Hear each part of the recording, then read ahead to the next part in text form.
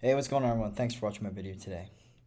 Now, I'm sure by now you've heard the news that Davante Adams, Packers legendary Packers receiver, has been traded to the Las Vegas Raiders. Packers got back two picks, the first round pick and the second round pick of the Raiders, pick 22, pick 53.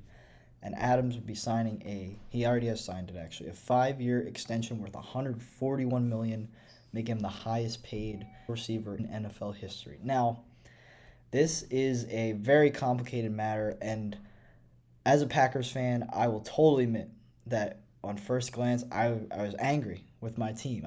How did we not keep the best receiver in franchise history and a guy who's absolutely essential to our team? How do you not make that work? But then took a step back from it, got to read all the information coming out from all the NFL insiders, and it makes so much more sense when you realize what really went into this. And it was not a failure by the Packers organization. I was talking to my friends this morning. We were going to breakfast, and they always have in the dining hall, they always have ESPN on. So even before we got in, I was like, I guarantee they're going to have some angle run. And Stephen A's going to be talking about how this is somehow Aaron Rodgers or the Packers front office's fault. And sure enough, the headline all across the ticker was, is Aaron Rodgers to blame for Davante Adams leaving the Packers? No, he's not. You know who's to blame? Davante Adams. Because what has come out since, I'm glad I waited till this morning to do the video so I got all the information available.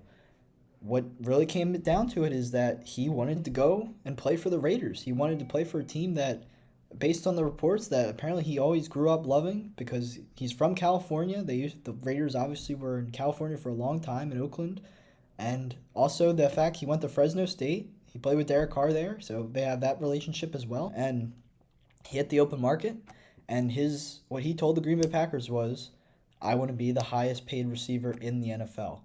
So the Packers kind of drug their feet at first because of the whole Rodgers situation. Aaron Rodgers was unknown for a while if he would be returning to the Packers.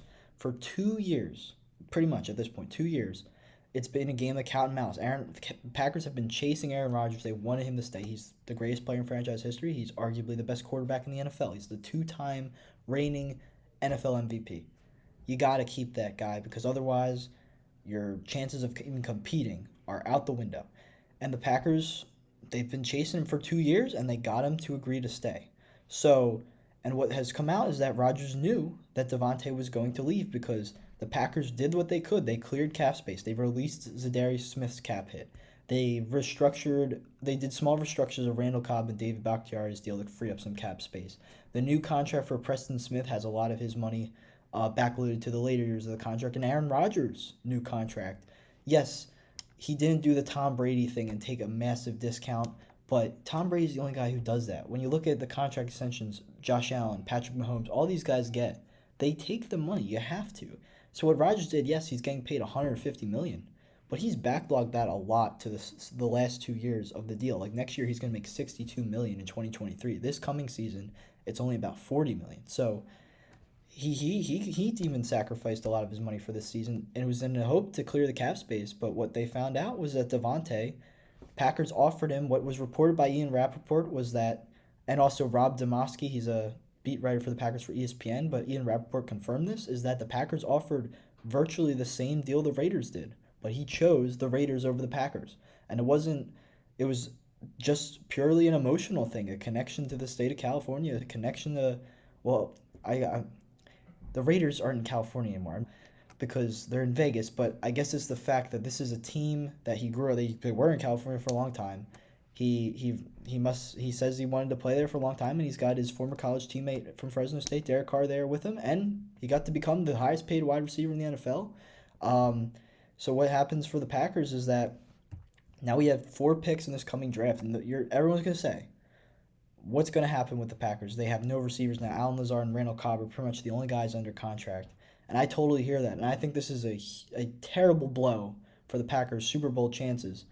But Aaron Rodgers is still Aaron Rodgers. So if we make the moves to acquire better playmakers in the coming weeks and months, the Packers are not necessarily out of the running in the NFC. The NFC is still very shallow in terms of its competition, besides the Buccaneers and the Rams, the reigning defending Super Bowl champions.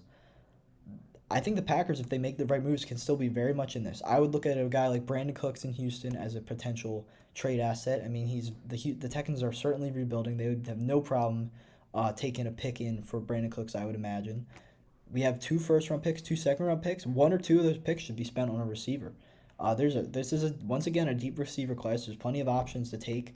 I mean, Jahan Dotson might be there from Penn State, of course. He's just one of many options. Maybe that would be a second round pick for the Packers. I would like the Packers two picks in each round: first round receiver, second round receiver, and then maybe some O line and D line help with the other two picks. I think that would be a really good direction to go in. The Packers, with this extra cap space that they didn't have to spend on Davante Adams, they were able to re-sign Preston Smith. They were able to re-sign Devondre Campbell. They might even be able to re-sign Rasul Douglas. That the jury's still out. He's a free agent. Jair Alexander there's going to be money for his mass extension that's coming in the next year or so. So this defense for the Packers, if we are to remain a Super Bowl caliber team, that's actually might be the driving force behind it. I think the offense might also become a little more run centered if we don't get the receivers we want. A.J. Dillon and Aaron Jones are a great tandem, and I think A.J. Dillon's ready for an increased role in the offense. I think he could have a really good third season here. I think Aaron Jones could continue to play well as well. There's other receivers, Julio Jones, Jarvis Landry. There's veterans who might want to come play with Aaron Rodgers.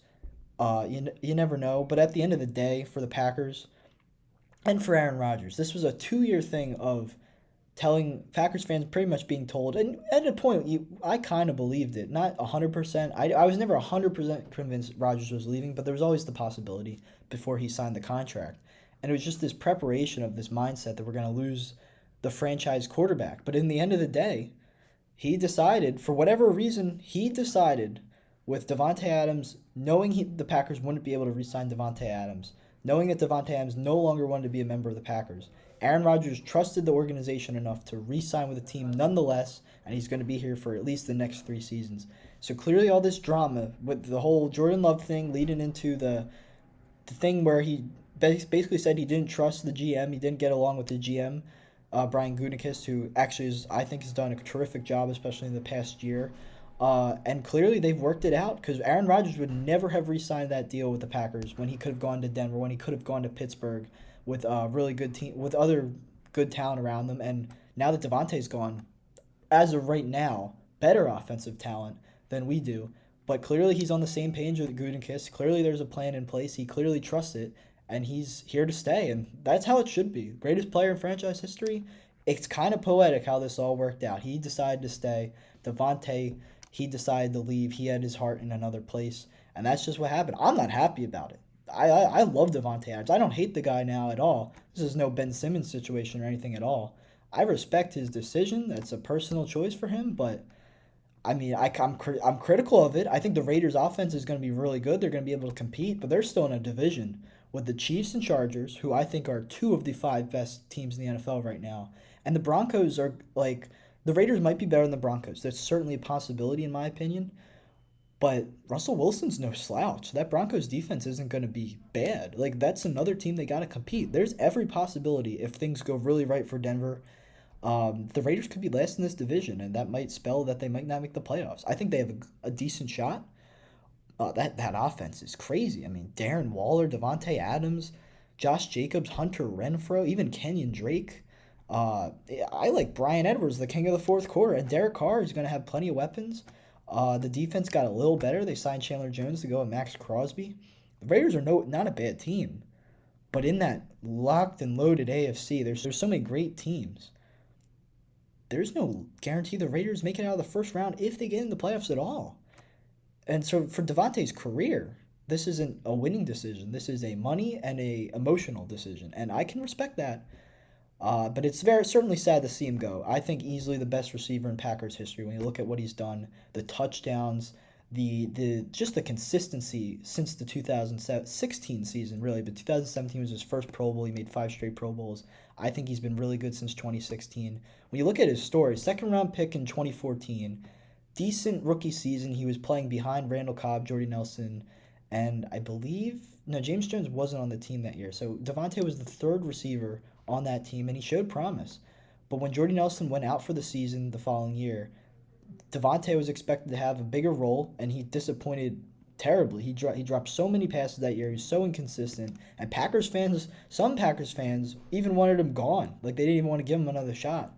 And what he did, he put in the work. He got on the same page as Aaron Rodgers, and he came back and became the best wide receiver in the NFL. And now he's the highest paid receiver in NFL history. And that's just something he's got to be proud of. It's something Packers fans have to love and respect him for the rest of his career and just really for the rest of history. There's nothing you can take away from him. But if he doesn't want to be with the Packers anymore, I got no problem rooting against him going forward. I have no problem with the Packers getting really good assets for a almost 30-year-old receiver.